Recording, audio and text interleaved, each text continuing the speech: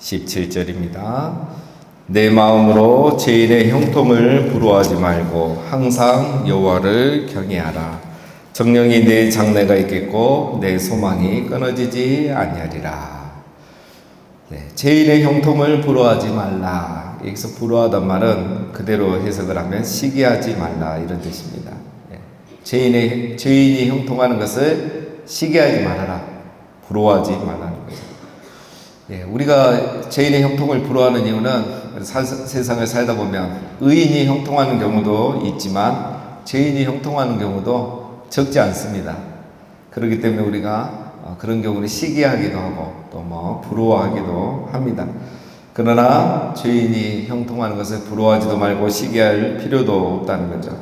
왜 우리가 죄인의 형통을 부러워할 필요가 없겠습니까? 첫 번째, 죄인의 형통은 일시적인 거죠.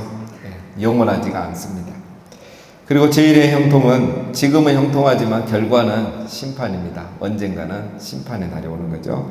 세 번째, 죄인의 형통은 오히려 죄인에게 독이 됩니다. 그렇죠? 죄에서 빠져나오지 못합니다. 자기가 잘하고 의로운 줄 알기 때문에 계속 그렇게 살다가 그 죄 때문에 결국은 심판을 받게 되는 거죠. 그래서 결과적으로 네 번째, 죄인의 형통은 오히려 그에게 저주가 되는 겁니다. 죄인의 형통은 축복이 아니라 오히려 저주다. 그래서 우리가 부러워할 필요나 시기할 필요가 없습니다. 오히려 우리는 어떻게 하라고 하죠? 항상 여호와를 경외하라. 흔들리지 말라는 거죠. 시기 질투뿐만 아니라 흔들리지 마라, 유혹받지 말라는 겁니다. 우리는 하나님을 경외해야 되는 거죠. 이것이 믿음이죠. 죄인이 형통하는 것 보고도 우리는 흔들리지 않고 여호와를 경외하면서 우리는 의를 행하는 것, 그게 바로 하나님을 경외하는 겁니다. 자, 이렇게 하면 당장 형통하지는 않죠. 의인이라고 해서 또 우리가 의를 행한다 해서 당장 형통하는 건 아닙니다. 그렇지만 어떻게 됩니까? 의인에게는 장래가 있다는 거죠. 우리에게는 장래가 있습니다. 당장 형통하지는 않지만 장래가 있고 미래가 있습니다. 왜? 하나님이 책임져 주시기 때문에. 그래서 우리에게는 소망이 끊어지지 않습니다. 죄인의 형통을 부러워하고 시기하면 내 안에 소망이 사라져요. 이래 살아서 안 되구나.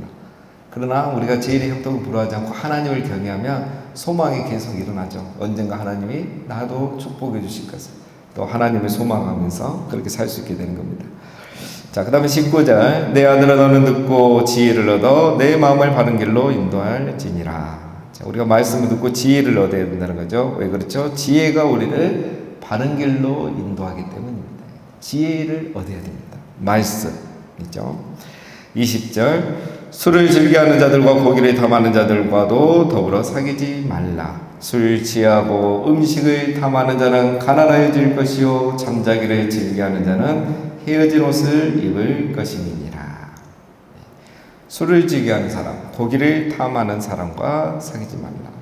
자, 이거는 1절부터 이렇게 보면 좀 그런 차원에서 해석해야 되겠죠. 또 문화적인 차원에서 고기 좋아하는 사람 사귀지 마라. 고기 좋아하는 사람 있잖아요. 좀 채식 좋아하는 사람 있듯이 육식을 좋아하는 사람 있잖아요.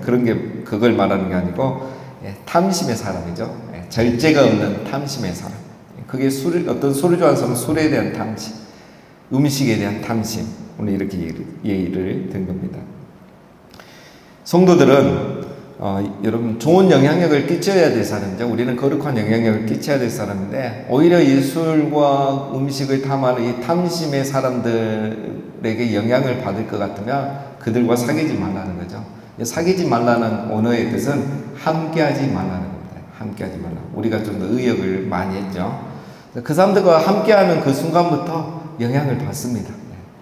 그래서 여러분 우리가 그 사람들이 이렇게 모이는 거 봐도 주로 비슷한 사람끼리 모이죠. 탐심이 많은 사람, 절제한 사람, 절제한 사람, 말씀을 좋아하는 사람, 말씀을 좋아하는 사람, 끼리끼리 모이게 됐습니다. 그래서 처음부터 그런 사람과 함께하지 말라는 거죠. 왜? 영향을 받기 때문에. 만약에 우리가 그들의 영향을 받아서 우리도 탐심에 빠지면 어떻게 되는 겁니까? 가난하여질 것이요. 우리도 탐심에 빠지면 저들처럼 결국 가난해진다. 원어는 빼앗기게 될 것이다. 이렇게 되어 있습니다. 빼앗기게 되면 어떻게 됩니까? 내 재물을 다 빼앗기죠. 누군가에게 빼앗긴다는 게 아니고 소비되는 거죠. 다 탕진하게 되죠. 그렇기 때문에 가난해진다는 말이고, 그 다음에 술과 음식에 탐하는 자들의 특징은 뭡니까? 잠자기를 즐겨한다. 잠에 빠지는 겁니다. 문맥에서 보면은 술을 많이 드신 분은 결국은 자잖아요. 잠이 너무 오니까 뭐 길거리에서도 자고, 그죠? 차 안에서도 자고 이래버리잖아요. 음식을 탐한 사람들도 자게 돼 있죠. 자면은 해야 될 일을 하지 않죠. 게을러지는 거죠. 그래서 결국은 헤어진 옷을 입게 된다. 모든 것을 빼앗기고 가난해지게 된다는 거죠. 자, 22절. 너를 낳은 아비에게 청종하고 내 늙은 어미를 경히 여기지 말라. 두 가지를 얘기하죠. 부모에게는 순종해야 되는 거고, 어미가 늙었다고 무시하지 말라라는 겁니다. 부모님 순종하고 부모님이 늙었다고 무시하지 말라. 이 두 가지를 다 얘기합니다. 뭐 아비, 어미 이렇게 따로 얘기한 거는 그냥 표현상이지 부모라고 이렇게 보시면 되겠습니다. 우리가 왜 이렇게 해야 되겠습니까? 왜 부모는 무조건 순종하고 경히 여기면 안 되겠습니까? 왜냐하면 우리의 모든 존재는 부모로부터 왔기 때문이죠. 부모님 없이 있는 자녀는 아무도 없죠. 그러면 이 존재의 근원이 되는 부모는 뭐 무조건 따질 것 없이 존경해야 되는 겁니다. 순종해야 되는 거죠. 그리고 부모는 자녀보다 항상 경험이 많죠. 인생을 더 오래 살았고 최소한 2배, 그렇죠? 그리고 경험이 많기 때문에 그런 부모를 무시하면 안 된다는 거죠. 이분은 이미 지혜가 있고 인생을 사신 분인데 그런 부모님을 무시하면 안 된다라는 겁니다. 그래서 당연히 부모는 공경하고 순종해야 된다. 우리가 잘 아는 말씀입니다. 23절. 진리를 사되 팔지는 말며 지혜와 훈계와 명철도 그리할지니라.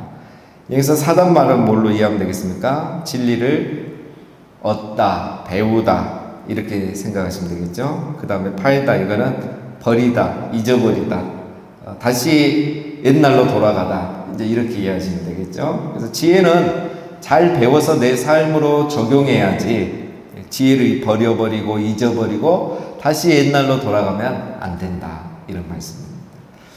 그런데 우리가 여러분 이것을 잘 알지만 잘 안 되죠. 늘 있습니다. 시간이 지날수록 더 잘 있고.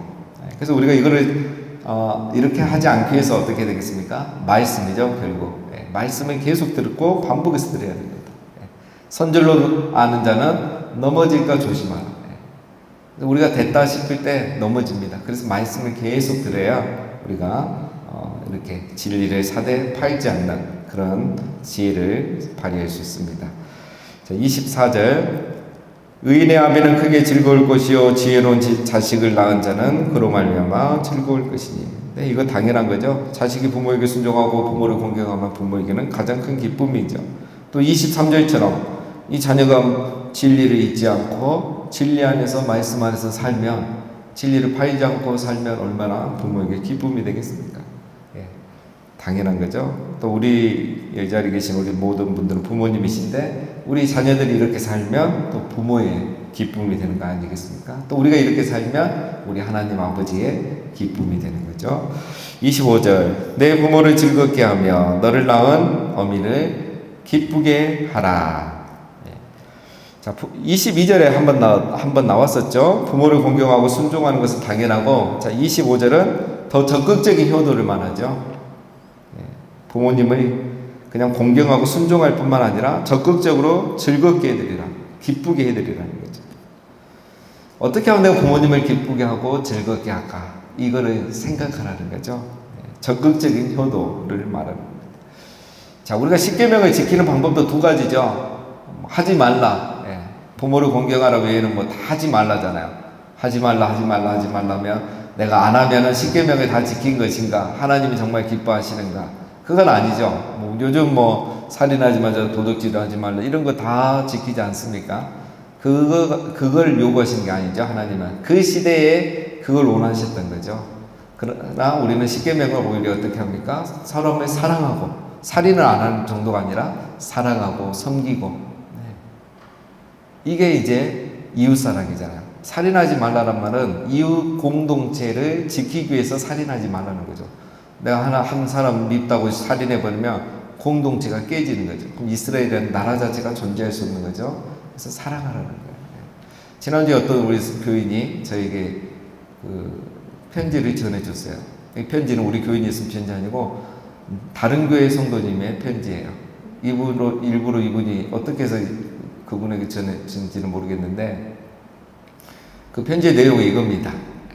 지난 수요일 날 그 예배 마치고 우박이 엄청 많이 내렸잖아요.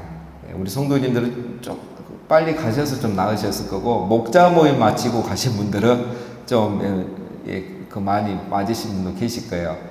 근데 이제 우리 교회 이제 카페에 이제 오셨던 다른 교회 성도님이신데, 그분들이 이제 카페에서 차 마시고 가려고 하는데 우박이 막 쏟아지니까 못 가고 지하 1층 주차장에서 어쩌나 하고 있는데, 우리 교회 성도님이 아이고 비가 온다 어쩌실 거냐고 하니까 우산은 있느냐 없다니까. 그러면 어디까지 가냐니까 거제역 지하철까지만 가면 된다. 그래서 우리 교회 성도님이 그럼 타라고 내가 가까이 태워다 주겠다. 그래가지고 고맙게 타고 딱 가는데, 가는 동안 이제 우박이 막 더 쏟아붓는 거예요. 그래서 이제 큰일 났잖아요. 그러니까 이 우리 성도님이 누군지도 지금 모릅니다. 지금 자원하시라고. 성도님이 갑자기 차에서 내려서 우산 없으니까 내가 아끼는 우산이 트렁크에 있다고, 이 우산 내가 줄 테니까 쓰고 가시라고. 그 비를 우박을 말고 트렁크에 가서 우산을 꺼내서 이분들 줘가고 이거 쓰고 가라고 했다. 그래서 이제 성도님들께서 누군지도 모르고 이런 이웃사랑을 자기가 경험했는데, 거제교회는 정말 이웃사랑하는 교회네요. 이 표를 아는지는 모르겠어요, 이분이. 그런 교회 맞네요 하면서 이렇게 좋은 교인이 우리 교회에 있다는 것을 아시라고 편지를 일부러 써서 보내셨더라고요. 네. 여러분, 이게 바로 이웃사랑이에요. 그렇죠? 그래서 살인 안 하는 것도 이웃사랑이지만 우산을 주고 차를 태워준 것, 이것도 이웃사랑입니다. 그분이 교인이었으니까 또 감사하지, 만약 불신자였어도 얼마나 감사하겠습니까. 우리 교회 주일학교 교사가 믿지 않는 부모님 가정 그 애를 너무너무 잘 도와주는 거예요. 그래서 이 부모님이 감동받은 거예요. 아니, 나보다 내 자식을 더 사랑하는 사람이 교회 학교 교사라는 거예요. 그래서 이분 말이 도대체 그 교회는 어떤 교회인가. 그래서 그 교회에 나도 가보고 싶다 해서 이분이 우리 교회에 등록을 하셨어요. 이런 게 바로 이제 이웃사랑입니다. 적극적인 순종이죠. 바로 부모 효도도 지금 그런 얘기를 하는 겁니다. 공경하고 순종하는 정도가 아니라 내가 더 기쁘게 해드리는 방법을 찾으라는 거죠. 이거는 우리 자녀분들이 많이 들으셔야 되는데, 네. 네, 자, 그 다음에 26절입니다. 내 아들아, 내 마음을 내게 주면 내 눈으로 내 길을 즐거워할지어다. 자녀의 마음을 부모에게 주고 순종하라는 말씀이죠. 음녀에게 주면 안 된다 이거예요. 마음을 부모에게 주고 지혜에 집중해야지 음녀에게 주면 안 된다. 자, 27절부터 이제 그 얘기가 나옵니다. 대저 음녀는 기쁘는 구덩이요 이방녀는 좁은 함정이라. 참으로 그는 강도같이 매복하며 사람들 중에 사악한 자가 많아지게 하느니라. 예, 음녀 이방녀를 주의하는 거죠. 자, 음녀 이방녀는 뭐 이미 우리 다 1장에서 9장에 많이 나오죠. 무지, 우매함, 악함 이런 거 다 포함한다고 했습니다. 깊은 웅덩이에 빠진다 이 말은 한 번 빠지면 나올 수 없다 이 말이죠. 이 우매한 삶에 한 번 빠지면 나오지를 못합니다. 그런데 그 우매함에 잘 빠지죠. 왜냐하면 그게 함정이거든요. 그냥 이렇게 보이면 이게 어리석다인가 아니면 안 빠지거든요. 근데 잘 것 같고 좋을 것 같고 편할 것 같은데 가보면 빠지는 악이죠. 그래서 함정이 되는 거죠. 그리고 빠지면 나오지 못하는 깊은 구덩이인 겁니다. 그들에게 우리가 자주 넘어지는 이유는 그들은 강도처럼 매복해 있습니다. 그렇죠? 그래서 음녀에게 빠지면 자력으로 나오지 못하듯이 여러분 우리가 어리석은 삶에 빠지면 벗어날 수가 없습니다. 쉽게 나오지 못해요. 그래서 한번 사람이 이렇게 부정적으로 되거나 한번 이렇게 어리석은 삶에 빠지면 다시 돌아온 경우가 쉽지는 않습니다. 그래서 우리 성도는 하나님의 지혜로 음녀의 유혹, 우매자의 유혹에 대해서 우매한 삶의 유혹에 대해서 우리는 이겨내야 하는 겁니다. 무지, 어리석음, 또 관원의 음식 이런 거, 탐심 다 분별해야 됩니다. 이것을 분별하고 우리가 이겨내야지 그렇지 않을 때는 그 대가를 치르게 된다는 거죠. 자, 29절 재앙이 누게 있느냐 근심이 누게 있느냐 분쟁이 누게 있느냐 원망이 누게 있느냐 까닭없는 상처가 누게 있느냐 붉은 눈이 누게 있느냐 술에 잠긴 자에게 있고 혼합한 술을 구하러 다니는 자에게 있느니라. 자, 재앙이 누게 있느냐 6가지가 나오죠. 재앙, 근심, 분쟁, 원망, 까닭없는 상처, 붉은 눈. 자, 이 모든 것의 원인은 30절에 술입니다. 술. 그렇죠? 술이 우리 말씀하시잖아요. 술이 왼수다고 해요. 술이 모든 것의 문제의 근원입니다. 술 때문에 이런 것들이 다 온다는 거죠. 사람들 왜 술을 좋아할까요? 31절에 포도주는 붉고 잔에서 번쩍이며 순하게 내려가나니 너는 그것을 보지도 말지어다. 붉고 잔에서 번쩍이며 술이 굉장히 분위기 있어 보이는 거예요. 요즘 여러분 그 광고나 드라마가 굉장히 문제입니다. 옛날보다 더 심각해요. 제가 보면 이 드라마 한참 중요한 내용의 꼭 주인공들이 담배를 피거나 술을 마시거든요. 차 하면서 막 그 소리만 듣고 표정 보면 그 한잔 하면은 막 시원해질 것 같고 다 잊어버릴 것 같은 그런 분위기를 만들어요. 드라마를 보면. 그러니까 요즘 이제 청소년들이 그런 영향을 받습니다. 젊은 사람들. 이게 이제 지금 우리나라의 문제입니다. 제가 봤을 때. 그래서 술 안 먹는 20, 30대가 별로 없어요. 우리 교회 다니는 친구들이나 그나마 안 먹지만 교회 다니는 친구들도 옛날보다 많이 마셔요. 그래서 여러분 이 사직동에 그 먹자 거리에 가면 저녁 6시만 되면 꽉 잡니다. 다 고기에다가 테이블에 보면 소주병 몇 병씩 있어요. 다 20대, 30대예요. 지금 이제 우리나라 이렇게 되죠. 술을 굉장히 그렇게 붉고 잔에서 번쩍이며 굉장히 있어 보이죠. 그렇게 만드는 겁니다. 순하게 내려가고 먹으면 당장 취하지 않죠. 부드럽죠. 바로 내려가는 거죠. 자, 이런 것 때문에 사람들이 술을 마십니다. 그러나 32절에 어떻게 됩니까? 그것이 마침내 뱀같이 물 것이요 독사같이 쏠 것이며 또 내 눈에는 괴이한 것이 보일 것이요 내 마음은 구부러진 말을 할 것이며 너는 바다 가운데서 누운 자가 될 것이요 돛대 위에 누운 자가 될 것이며 내가 스스로 말하기를 사람이 나를 때려도 나는 아프지 않냐고 나를 상하게 하여도 내게 감각이 없도다. 내가 언제나 깰까 다시 술을 찾겠다 하리라. 예.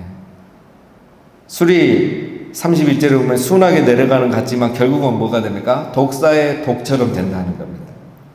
독사의 독에 딱 쏘이면 뭐 우리 쏘여보지 않아서 모르지만 영화 같은 거 보면은 사람 눈이 흐리흐리해지면서 잘 안 보이지 않아요. 그러면서 의식을 잃잖아요. 지금 그걸 묘사하는 겁니다. 33절. 술을 먹으면 정신이 해롱해롱해지면서 보이지 않고 막 한다는 겁니다. 저도 모릅니다. 근데 그런 거가 그렇다는 거죠. 자, 그래서 어떻게 표현합니까? 굉장히 위험하다는 것을 34절을 보면 바다 가운데 누운 자 같을 것이요. 바닷물에 누웠으니 이미 죽은 거랑 마찬가지죠. 돛대 위에 누운 자 같을 것이요. 돛대란 거는 배에서 가장 높은 꼭대기잖아요. 거기에 누울 수 있는 게 아니잖아요. 언제 한번 출렁이면 떨어져 죽는 거죠. 언제 죽을지도 모르는데 저렇게 위험한 상태. 그게 바로 돛대 위에 누운 자 같을 것이요. 그런데 문제는 그럼에도 불구하고 35절 보면 이런 위험과 죽음을 전혀 감지하지 못해요. 때려도 아프지도 않고 감각이 없다는 거예요. 그러면서 어떻게 합니까? 다시 술을 찾겠다 하리라. 계속 술을 찾는 거예요. 중독의 단계로 와버리는 거죠. 점진적으로 이렇게 취하고 좋아하고 그 다음에는 중독으로 가는 겁니다. 그래서 결국은 그렇게 죽을 수도 있고 망하게 된다 이거죠. 자, 술을 멀리하라 라는 것입니다. 자, 오늘 말씀은 여러 가지가 있지만 한마디로 말하면 성도가 멀리해야 될 것을 말합니다. 성도가 멀리해야 될 것. 자, 여러분 가까이 할 것을 가까이 하는 것도 지혜인데 멀리해야 될 것을 멀리하는 것도 중요한 지혜입니다. 우리가 가까이 할 것을 가까이 해서 잘 되기도 하지만 가까이 할 것을 가까이 하면서 멀리 할 것을 멀리 하지 않으면 또 그것 때문에 우리가 넘어지게 되는 거죠. 지혜는 멀리할 것을 멀리하는 것도 지혜입니다.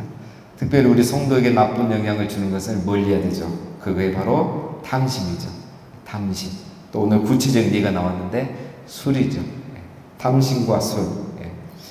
그래서 또 탐심과 술, 또 음식. 탐심의 사람들을 멀리해라 라고 오늘 말씀은 또 우리에게 지혜를 줍니다. 내가 영향력을 주는 것이 아니라면 우리가 더더욱 멀리해야 되겠습니다. 또 한 가지는 죄인의 형통을 부러워하지 말고 하나님을 경외하라 하는 겁니다. 이거는 정말 우리가 살아가면서 매일 경험하는 것들이죠. 오늘 하루도 우리가 어떤 상황 속에서도 하나님을 경외하는 그런 믿음의 삶을 사시고 탐심이 아니라 절제하는 그래서 성령의 열매를 맺고 살아가는 우리 모두가 되시기를 주님의 이름으로 축원드립니다.